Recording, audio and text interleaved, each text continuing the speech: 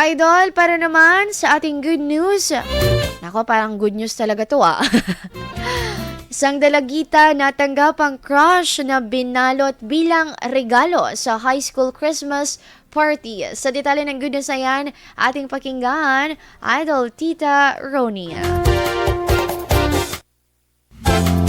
Naghatid ng kilig at kasiyahan sa mga netizens ang isang natatanging exchange gift na naging viral online. Tampok sa video ang grade 10 student ng San Quintin National High School sa San Quintina, Pangasinan. Ang highlight ng kanilang Christmas party ay isang dalagita na nakatanggap ng kanyang crush bilang regalo.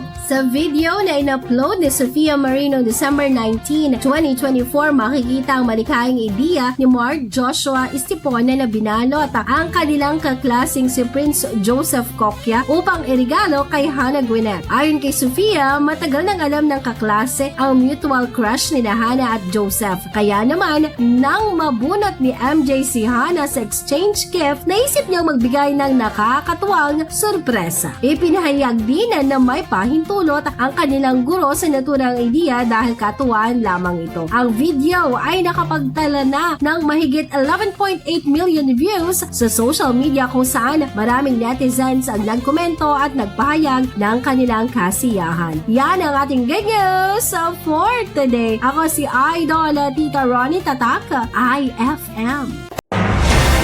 IFM News. IFM News. IFM News.